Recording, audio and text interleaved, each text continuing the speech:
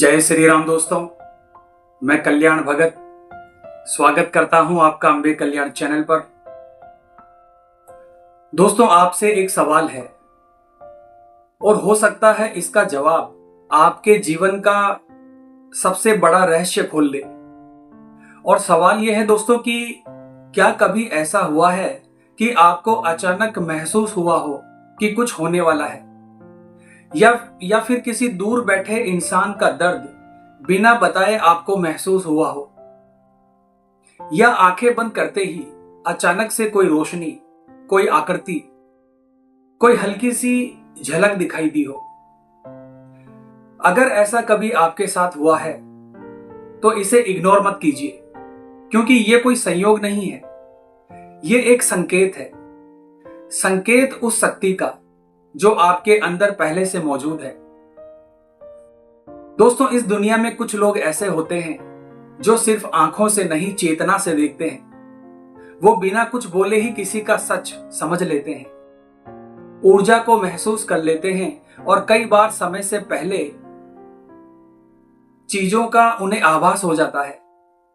इसी शक्ति को कहा जाता है दिव्य दृष्टि। कुछ लोग इसे तीसरी आंख, कुछ इसे आज्ञा चक्र और कुछ इसे इनर विजन भी कहते हैं। लेकिन असली सवाल यह है दोस्तों कि क्या यह शक्ति सच में होती है? अगर होती है तो क्या हर कोई इसे पा सकता है? और अगर पा सकता है तो कैसे? दोस्तों, आज की इस वीडियो में मैं आपको सिर्फ इसके बारे में बताऊंगा ही नहीं, बल्कि इस रहस्य को पूरी तरह से खोलकर रख दूंगा।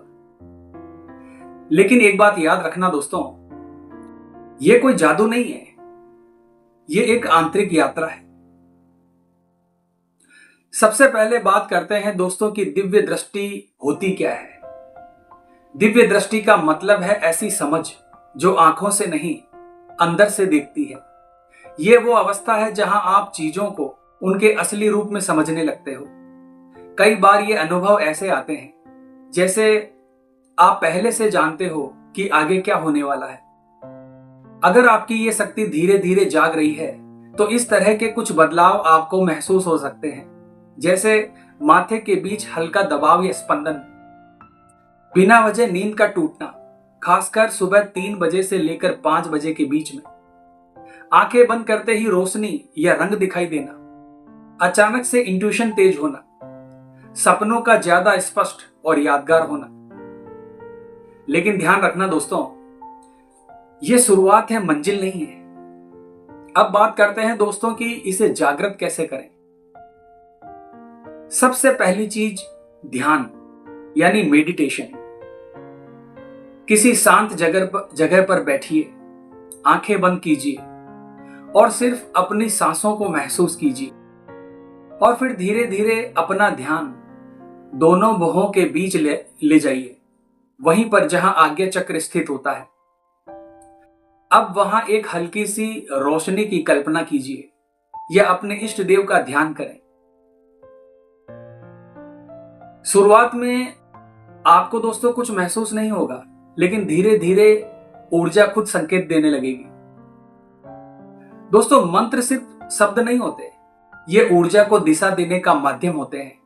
आप चाहें तो ओम या गायत्री मंत्र या ओम नमः शिवाय मंत्र का जाप कर सकते हैं। लेकिन ध्यान रखें, मंत्र तभी असर करता है जब मंत्र को शांत मन से और सच्ची श्रद्धा और विश्वास से किया जाए। दोस्तों, यहां पर एक बात बहुत ही साफ तरीके से समझ लीजिए, दिव्य दृष्टि कोई खेल नहीं है। बिना सही मार्गदर्शन के, बिना संयम के और बिना धैर्य के इस रास्ते पर चलना आपका भी नुकसान करा सकता है।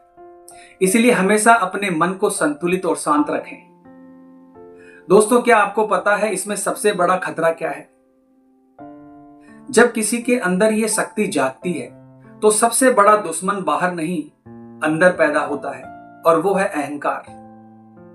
जैसे ही इंसान सोचने लगता है मैं कुछ खास हूं, वहीं से उसकी शक्ति कमजोर होने लगती है। इस दौरान आपको एक चीज का ध्यान रखना है दोस्तों, कुछ लोग हैं जिनसे आपको हमेशा के लिए दूरी बनाकर रखनी है।